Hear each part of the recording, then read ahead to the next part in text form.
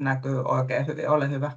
Hieno juttu. Eli mulla oli tosiaan ilokaasuilmiönä käytön tunnistamisesta ja vähän puheeksi ottamisesta, niin näistä aiheista, ja sitten Anna-Maria täydentää muilta osin haitoilta ja muilta. Mutta tosiaan Kim Kannussaari ja Ehkäisevä päihdetyö EHYT ry on mun työnantaja, ja järjestönä tehdään siis ehkäisevää päihdetyötä näistä alkoholista, nikotiinista, huumeista ja rahapelaamiseen ja digipelaamiseen liittyvistä haitoista. Tällä hetkellä itse sitten työskentelen tuossa EHYT, joka koordinoi tämmöistä EPT, eli ehkäisevän päihdetyön järjestöverkostoa, niin siellä asiantuntijana, ja tehdään työryhmissä töitä, ja meillä on yli 60 valtakunnallista jäsenjärjestöä, joiden kanssa sitten yhdessä tehdään vaikuttavampaa ja parempaa ehkäisevää työtä. Järjestämme muun muassa tipatonta tammikuuta, ja tähän kohtaan mainos myös päihdepäiviä, jotka on toukokuun puolessa välissä Kulttuuritalolla. Päihdepäivät.fi-sivustolta löytyy sitten ilmoittautumisohjeet, niin Suomen suurin päihdeaiheinen koulutustapahtuma. Ja ehkäisevän päihdetyön viikkoa sitten aina viikolla 4-5, niin sinne keksitään teemaa ja sen perusteella toimitaan. Mutta ei tämän pidemmästi siitä taustasta. Mutta tänään tosiaan sitten ilokaasusta on tarkoitus vähän keskustella, ja lähdetään liikkeelle siitä, että mistä on kysymys, kun puhutaan ilokaasusta. Eli tämmöinen typen happiyhdiste, joka varmasti meille aika monille on tuttu, varsinkin, että jos on synnytyksissä ollut mukana tai lukenut aiheesta, niin tosiaan on käytetty kivun lievityksessä siellä, ja jonkun verran myös sitten hammaslääkärikäynneillä pystytty sillä kipua lievittämään. Ja sitten sitä käytetään hyvin paljon myös tuossa elintarviketeollisuudessa, leipomoteollisuudessa, kerman vaahdottamisessa, ja tämmöisellä sifoneilla sit saadaan vaahdotettua kermaa ja sillä tehtyä kauniita koristeita kakkujen päälle ynnä muuta.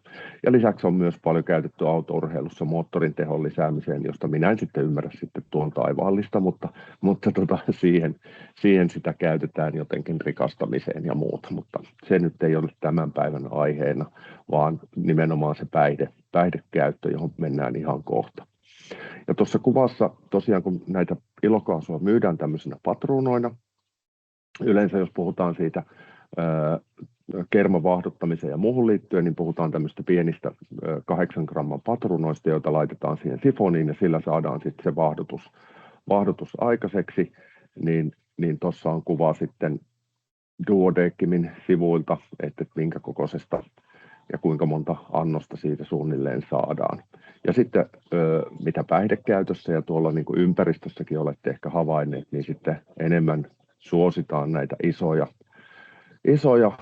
yli puolen kilon pakkauksia, myydään tuommoisena 670 gramman pakkauksina, joista sitten saadaan tietenkin valtavasti enemmän niitä käyttöannoksia myös siihen päihdepään käyttöön. Ja toki sitten niin kuin tähän kerman vaahdottamiseen, mutta myös ehkä niin kuin päihdekäytössä, niin löytyy myös sitten erilaisia makuja tuohon ilokaasuun liittyen, että löytyy muun muassa löysin kookoksen ja mansikan makua, ja voisin kuvitella, että niitä löytyy sitten vähän niin kuin joka lähtöön, jotta siitä saadaan sitten paremman makusta myös. Ja tokihan niin kuin valmistajilla tarkoituksena on tuottaa sitä makua noihin laillisiin tarkoituksiin, eikä tuohon päihdekäyttöön. No päihdekäytössä kun puhutaan, ja se on tosiaan tämän päivän niin kuin aihe, että mistä se niin kuin johtuu ja mikä siinä on motiivina, niin tosiaan päihdekäytössä aika usein käyttö tapahtuu nimenomaan sosiaalisissa tilanteissa, nuorten koululaisten tai opiskelijoiden keskuudessa. Totta kai on eri ikäryhmissä myöskin, mutta ehkä keskittyy siihen niin kuin, miten mä nyt sanoisin, varmaan sieltä niin kuin 15 sinne 25 jotenkin sinne välille. Tämä nyt tulee enemmän niin kuin kokemuksen ja keskusteluiden tuon meidän EPT-verkoston huumetyöryhmässä paljon tästäkin puhuttu, niin sieltä kautta nousee tämä niin kuin ikäryhmä. Ja vaihtelee tosiaan alueellisesti aika paljon, että vähän niin kuin imppaus aikoinaan oli, että täällä pommahti esiin imppaaminen ja sitten toisella alueella siitä ei tiedetty mitään, niin tässä on vähän sama, että jos varsinkin puhutaan tuonne, lähdetään täältä pääkaupunkiseudulta ulospäin, niin vähenee ja ne tulee semmoisina niin kuin lyhyinä ilmiöinä ja sitten taas häipyy tämä ilokaasun käyttö, että korostuneesti näkyy täällä pääkaupunkiseudulla. Ja miksi sitten käytetään ja minkälaisia motiiveja käytölle, niin sen saanti on kohtalaisen helppoa. Myyntikanavat on samat kuin huumeiden myynnissäkin, eli tuolta Telegramista löytyy, Snapchatin kautta myydään, ihan Facebookin kauttakin löytyy myyntiryhmiä. Voidaan tilata itse ulkomaalaisista nettikaupoista ja se on kohtuullisen edullista. Ja sitten se, mikä siinä on ehkä niin kuin käytön suhteen, on se, että se on vaarattoman tuntusta johtuen muun muassa siitä, että sitä käytetään laillisesti. Se ei ole myöskään sinänsä laitonta käyttää meillä, paitsi päihdekäyttöön myyminen on kiellettyä. Ja se päihtymisvaikutus tulee tosi nopeasti. Et kun se sinne ilmapalloon laitetaan ja siitä hengitetään, niin se alkaa se päihdevaikutus käytännössä niin kuin saman tien. Ja mikä sitten vielä näin niin kuin ehkäisevän työn ja korjaavan työn näkökulmasta, se vaikutus menee myös ohi aika nopeasti. Et siitä syntyy sellainen niin kuin illuusio siitä, että tämä ei ole niin kauhean vaarallista. Niin nämä nyt on, ja toki sitten se päihtyminen itsessään, että tuottaa semmoisen euforisen tunteen, joka tosiaan sitten aika nopeasti häipyy. Ja tosiaan sitä käytetään joko aika yleisesti käytetään niin kuin hengittämällä ilmapallosta, tai sitten suoraan noista patruunoista, tai sitten siitä sifonista. Mutta kyllä tuo niin kuin ilmapallosta hengittäminen on nyt se, mihin niin kuin eniten törmää. Ja siihen on muutamiakin syitä, että se tulee tosi kylmänä siitä patruunasta, niin sitten se ilmapallossa saadaan ehkä pikkasen pidettyä huoneen lämmössä ja lämmitettyä sitä ilokaasua. Ja tosiaan niin kuin se, mikä on toinen haitta siinä lyhyestä vaikutuksesta, näin niin kuin vielä erikseen on se, että kun se vaikutus on tosiaan lyhyt, niin sitten sitä toistetaan useita kertoja hyvinkin lyhyessä ajassa, jolloin sitten taas niin kuin se se syrjäyttää sitä happea tuolta ja sitten kuulemme seuraavassa esityksessä niistä haitoista, että mihin se sitten liittyy, niin niistä sitten siellä tarkemmin. Mutta tämä on se, niin kuin, miten sitä niin kuin päihdekäytössä käytetään ja mistä sitä saadaan. Eli saadaan tosiaan Telegram-ryhmistä, Snapchatista, niin kuin sosiaalisen median kautta, tai sitten ihan ostamalla ulkomaalaisista nettikaupoista. Ihan viimeisimpiä tutkimuksia en ole nyt enkä huomannut tähän kysyä, että onko Helsingin kaupunki teetättänyt mitään tutkimusta siitä, että niin kuin päihdetilannekyselyä, että minkä verran siellä on jollain varmaan nyt mikrofoni auki, niin päihdekäyttöä on ollut, mutta 22 tuolta tutkimuksesta, niin ilokaasua elinaikanaan kokeilleita oli 3,3% vastaajista ja sitten taas mulla on nyt täällä tämä chatti just tuossa edessä, niin en näe 2,1% sitten vuonna 2014, eli jonkun verran siinä nousua on tapahtunut, mutta tämä tosiaan kertoo vuoden 2022 tilanteesta ja nyt on tultu siitä jo aika pitkälle. Ja mitä muuta ajankohtaista, tässähän oli kansalaisaloite ilokaasun etämyynnin luvanvaraiseksi muuttamisesta ja hallussapidosta alaikäisiltä kielletyksi. Se oli 16.2. saakka auki ja siinä oli muistaakseni tuli noin 7-8 tuhatta allekirjoitusta, joten se ei sitten edennyt eduskunnan käsittelyyn. Niin tämä on tietysti yksi tapa, että miten voidaan tätä kysyntää sitten vähentää. Mutta toistaiseksi siinä ei ole, että laki tosiaan, että päihteeksi käyttäminen on kiellettyä ja joillakin noilla ulkomaalaisilla nettimyyntisivustoilla on myös ikärajasta tullut kysymys silleen, että oletko täysi-ikäinen ja sitten sä voit vastata siihen kyllä ja sitten ei sitä mitenkään varmisteta, ja kerrotaan, että päihdekäyttö on kiellettyä myydä, mutta se on vaan tämmöinen niin kuin tekninen asia. Mutta monissa maissa se on kiellettyä nimenomaan päihdekäyttöön liittyen tarkemmin ja Ranskassa myynti ja tarjoaminen alle 18-vuotiaille kiellettyä, eli malleja löytyy, että kyllä siinä niin kuin yksi tapa olisi tätä kysyntää niin kuin ehkäistä olisi tämä lainsäädäntö. No miten sitten tunnistetaan ilokaasun käyttöä? Tämä oli yksi teema, mikä haluttiin tähän nostaa ja tietysti voisi ajatella, että kun vaikutukset on tosi lyhytaikaisia ja jos mietitään nuorta porukkaa, nyt tekee se jossain niin kuin juhlissa tai muualla, niin tosi vaikeahan siihen on niin kuin siihen akuuttiin päihtymiseen päästä kiinni ja se menee niin nopeasti ohi. No tietysti yksi semmoinen konkreettinen on, että jos löytyy välineistöä, löytyy niitä patruunoita tai muuta, tai niitä ilmapalloja. Ilmapalloja tietysti voi olla muuhunkin syyhyn ja näin poispäin, mutta jos niitä nyt on niin kuin vapuun ja muiden juhlien ulkopuolella hankitaan, niin tietysti aina kannattaa kysyä, että mihin niitä käytetään. Tai jos sifoneita rupeaa löytymään tuommoisilta nuorilta henkilöiltä, niin voi tietysti miettiä, jos se ei liity mitenkään ammattiin tai tämmöiseen kakun koristeluun, niin miettiä, että mihin sitten käyttää. Se on niin kuin aika selkeä. Tietysti käytökseen liittyvät muutokset, nämä päihtymiseen liittyvät muutokset, niin on nämä, niin kuin, että se lisää sitä euforiaa, saattaa tulla semmoista naurupurskahduksia, ylipäätään rentoutumisen tunnetta tai semmoista niin kuin päässä huippaamista, vähän tämmöistä pyöryttävää oloa, niin nämä on tietysti, mutta nämäkin on tosi vaikea niin kuin havaita ulospäin, että täytyisi olla siinä tilanteessa silloin, kun tämä tapahtuu. Mutta tosiaan seuraavassa esityksessä sitten ehkä päästään tähän vielä kiinni siitä pitempiaikaisesta käytöstä.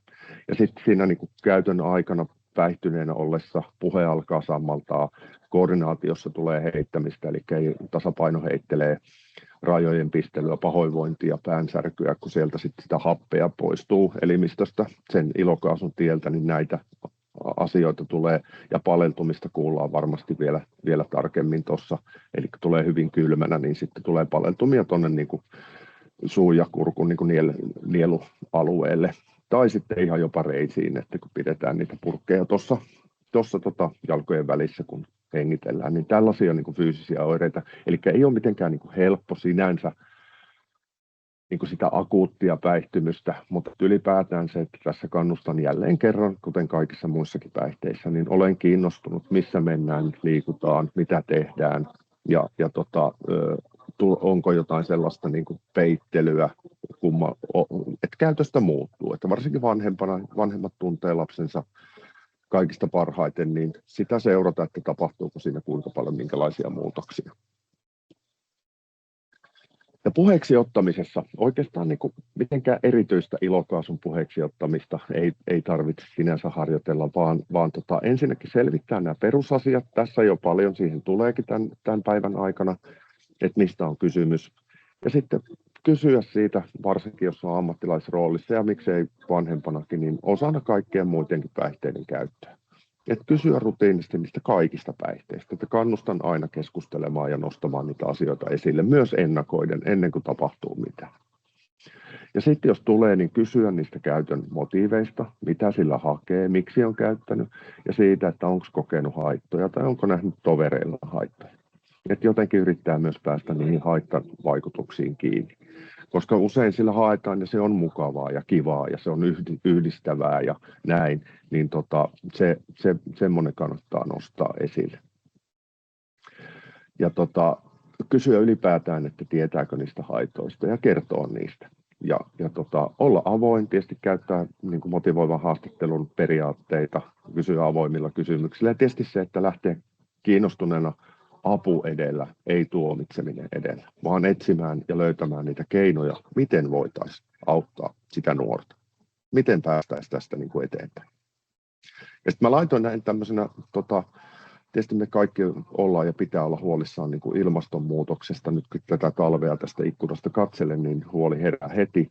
Mutta knoppina esimerkiksi oli tämmöinen Duodeckim-lehtenä, tuossa on hyvä linkki, niin oli muun muassa tämä, että kuinka paljon toi ilokaasu sitten tuottaa niin kuin hiilidioksidia tuonne meidän ympäristöön, että semmoinen yksi iso patruuna, niin kun se muutetaan tämmöiseen hiilidioksidiekvivalenteiksi, eli se on tämmöinen niin kuin yhteinen määrä, jolla voidaan eri päästöjä niin kuin mitata, että sillä saadaan niin kuin semmoinen niin kuin suhteet kuntoon, niin se vastaa yhtä lentomatkaa Helsingistä Kittilään edestakaisin. Eli sen saman verran niin kuin yhdestä patruunasta syntyy sitä niin kuin hiilidioksidipäästöjä. Eli on tosiaan niin kuin ilmastolle myös. Ja tämä on myös sellainen asia, joka saattaa sitten joihinkin nuoriin vedota, että tuoda myös niin kuin se asia esiin.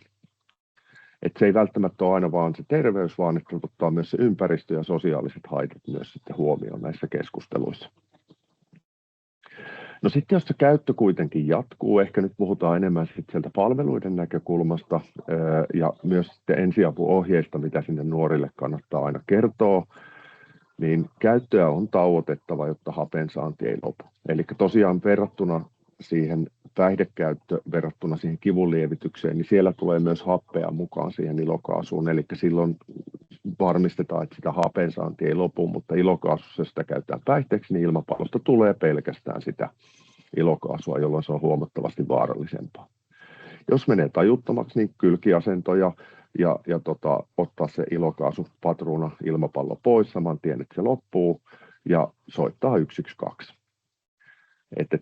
Se on aina niin kuin se, että koska siinä on sitten niin kuin todella vakavista asioista kysymys, niin näitä ensiapuohjeita kannattaa myös niille lapsille ja nuorille kertoa. Sitten siellä on tietysti vielä se, että saattaa tulla epäpuhtauksia, että näistä niin kuin pakkauksista, niin se on myös niin kuin hyvä huomioida. Ja tosiaan tuosta vitamiinihoidosta B12, niin siitä kuulemme Anna-Marialta seuraavaksi paljon tarkemmin ja paremmin, niin siihen perehdytään ihan piakkoin. Me ollaan tehty keskustelua ja tiedonsaantia helpottamaan meidän verkostossa tämmöinen huoneentaulu ammattilaisten käyttöön, miksei myös huoltajien ihan yhtä lailla. Ja tuosta QR-koodista pitäisi onnistua, ainakin vielä pari viikkoa sitten onnistui, ja jos ei muuten, niin tuolta löytyy linkin takaa. Ja ammattilaiset voi myös halutessaan laittaa mulle viestiä, niin voi painotuotteita muutamia laittaa. Niin tuossa on, että mistä on kyse ilokaasussa, mitkä on se haittapuolet ja mitä riskejä siinä on. Eli vähän tätä sisältöä, mitä äskenkin toin, niin tuossa niin semmoinen helposti omaksuttava tapa saada tietoa ja varmistaa siitä näitä asioita aina kun keskustelee, niin sitä kannustan tuosta lataamaan. Ja saatte tosiaan mun esityksen tämän jälkeen sitten sovitusta paikasta. Mutta tässä oli katson kelloa, että se on nyt 20 yli, niin on aika päästä seuraava puhuja ääneen ja vastailen mielellään, jään sitten seuraamaan ja vastailen kysymyksiin, mutta kiitos teille jo tässä kohtaa. Iso kiitos Kim erittäin informatiivisesta puheenvuorosta. Ehkä tehdään nyt niin, että jatketaan Anna-Marias ihan suoraan sun puheenvuoroon ja jää sitten aikaa meille yhteiseen keskusteluun ja kysymyksiin. Ole hyvä, Anna-Maria. Kiitoksia. Näettekö esityksen? Kyllä näkyy oikein hyvin. Ole hyvä. Hyvä. Eli tosiaan mä oon Anna-Maria Termälä Myrkytystietokeskukselta HUSista, eli kuulutaan HUS-ensihoidon linjaan. Ja mulla on tänään pyynnöstä aiheena näistä haittavaikutuksista ja hieman hoidosta. Lähtikö liikenteeseen nämä diaat täältä? Mulla itsellä näkyy ensimmäinen. Sulla näkyy tämä ensimmäinen dia pelkästään tässä. Joo. Nyt. Yes, eli tosiaan kerron teille ensin lyhyesti meidän toiminnasta ja näytän pari tilastokuvaajaa, jonka jälkeen siirryn näihin varsinaisiin ilokaasun aiheuttamiin terveyshaittoihin ja sitten lopuksi muutama sana hoidosta. Myrkytystietokeskus on valtakunnallinen puhelupalvelu. Vastaamme puhelimitse ihmisten äkillisten myrkytysten ehkäisyyn ja hoitoon liittyviin kysymyksiin. Otamme noin 39 000–40 000 puhelua vuosittain ja päihdepuhelut on vain murto-osa tästä. Lisäksi toimimme tietolähteenä medialle ja työnkuvaan kuuluu täällä ylläpitää lisäksi tämmöistä laajaa toksikologian tietokantaa ja opetamme ja koulutamme. Teitä palvelee, eli puheluihin vastaa erikoiskoulutetut farmaseutit ja lisäksi tiimiin kuuluu proviisori ja 4 lääkäriä. Myrkytystietokeskuksen vastaanottamat ilokaasua koskevat tiedustelut on lukumäärältään aika pieniä. Meidän tilastomme eivät kuvaa ilokaasun päihdekäytön esiintyvyyttä, mutta toki käyttötrendi on tilastostamme ihan havaittavissa. Tässä diassa on 3 kuvaajaa. Tummansininen, tuolla alhaalla on selitykset, eli yleiskyselymyrkytykset. Nämä kuvaa pääsääntöisesti median yhteydenottoja ja yleisluotoisempia tiedusteluja ilokaasuvaaroista. Violetti, tällainen yleiskysely, muut kyselyt kuvaaja, niin tähän lasketaan tällaiset vaikka että kuinka puistoista löydetyt ilokaasuhylsyt, pakkaukset hävitetään. Ja sitten toi turkoosin värinen myrkytyspuhelut käyrä kuvaa potilaiden lukumäärää. Ja tämä kuvaaja on hienoisessa kasvussa. Mutta tosiaan ilokaasun käyttö näkyy Uudellamaalla, erityisesti pääkaupunkiseudulla, katukuvassa tyhjinä kaasusäiliöinä. Me ollaan tiedusteltu Suomen Leipuriliitosta ja matkailu- ja ravintoalan järjestö Marasta, että miten näitä, onko heillä käyttöä näille kuvissa näkyville suurille 670 gramman pakkauskoolle kerman vaahdottamiseksi catering-toiminnassa, ja sieltä vastattiin, että ei ole käyttöä. Tässä haluan näyttää teille seuraavaksi tilastokuvaa ja Ruotsin tilanteesta, eli Ruotsin myrkytystietokeskuksen näkökulmasta. Noi vihreät palkit kuvaa yleisön yhteydenottoja, jotka on moninkertaistuneet vuodesta 2021 lähtien. Sininen viiva kuvaa sairaalasta vastaanotettuja yhteydenottoja, jotka on lisääntynyt vuosittain 2021 vuodesta lähtien. Ja toivottavasti me vältetään täällä Suomessa tämä Ruotsin tie.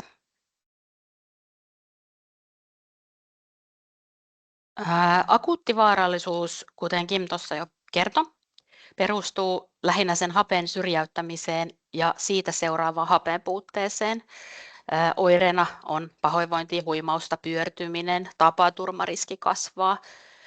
Ja oireena tosiaan voi olla myös näitä hoitoa vaativia paleltumavammoja. Niillä on tyyppipaikat.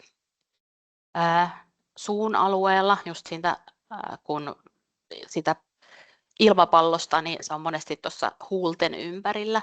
Ja sitten se vapautuu sieltä vähän paineella, niin myös nielun seudulla nämä paleltumavammat on tavallisia. Sormissa, kämmenissä, sisäreisissä myös esiintyy paleltumavammoja. Ja se tosiaan johtuu siitä, että ilokaasu on huoneenlämmössä kaasumuodossa, mutta se varastoidaan paineistettuna nestemäisessä muodossa. Kiehumispiste on siis miinusasteita. Ja pakkauksesta vapautuva kaasun lämpötila on noin -50–90 astetta celsiusta. Ja tuossa on Ylen toi artikkelin kuvituskuva. Ja tuossa vielä näkyy toi pieni metallivärinen patruuna, on siis tämä, mitä catering-toiminnassa käytetään kerman vaahdottamiseen sifonin avulla. Ja kuten Kim tuossa aiemmin näytti, niin toi 8 gramman patruuna vastaa noin 4 litraa ilokaasua. Ja toi kuvassa näkyvä suurempi 670 gramman säiliö vastaa noin 340 litraa ilokaasua. Ja ilokaasun hermostovaikutukset on tosiaan annosriippuvaisia ja pitkäaikaishaittojen kehittyminen vaatii yleensä toistuvaa altistumista suurille annoksille. Tuolla jos puistoissa kuljette tai rannoilla, kallioilla, niin siellä saattaa olla sellaisia, että on 4–8 tuollaista isoa kanisteria, niin se voi olla jonkun henkilön siis päiväkäyttöannos. Ja tosiaan ilokaasussa on nämä akuutit haitat, mihin liittyy se niin kuin äkillinen tuupertuminen, paleltumavammat, voi olla hankala hengittää, että sulla on nielussa paleltumavamma, ja sitten tämä tapaturmariskin lisääntyminen on ihan merkittävä juttu. Kim aika lailla tuossa tiivistikin noin tämmöiset ensitoimintaohjeet, jos henkilö tai nuori tuupertuu sen akuutin käytön yhteydessä. Useimmiten sellaiset vakavat tilanteet liittyy siihen, että jonkun sortin maski tai muu viritelmä asetetaan kasvoille ja sitten sitä korvaavaa happea ei ollenkaan pääse tulemaan.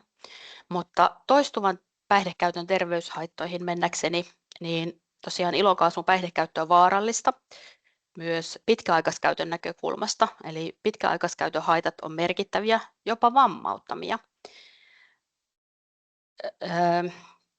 Tosiaan pitkäaikaisessa käytössä ilokaasu inaktivoi elimistön B12-vitamiinin toiminnan, Elimistössä on siis usein normaalit B12-vitamiinipitoisuudet, mutta tämä vitamiini on toimintakyvytön.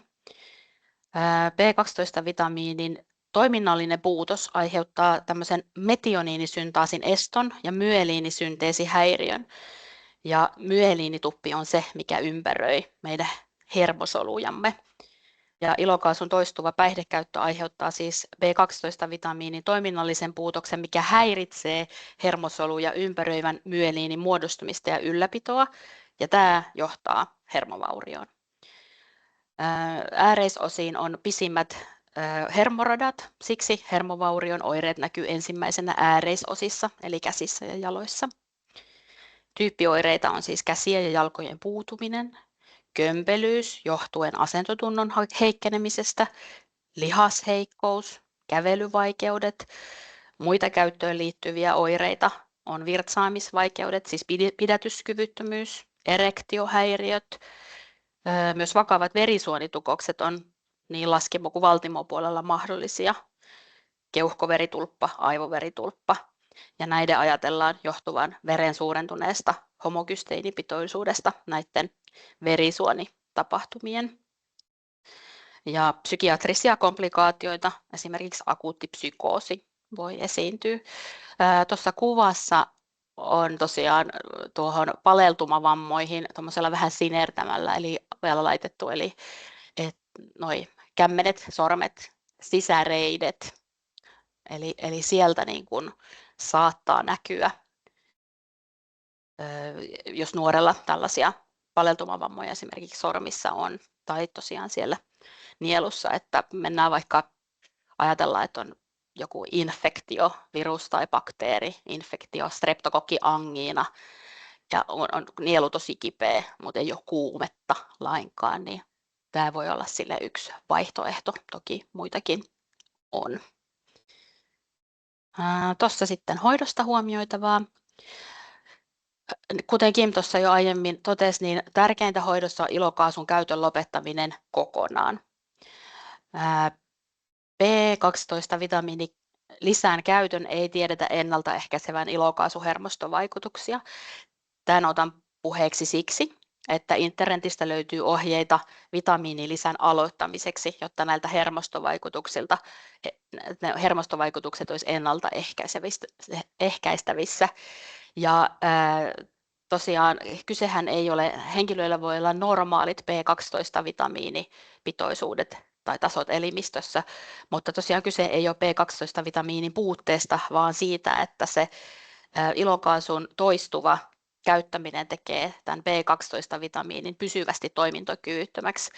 Ja se, että tämä mekanismi palautuu, eli elimistö pääsee korjaamaan tilannetta, niin se ilokaasun käytön tulee loppua kokonaan.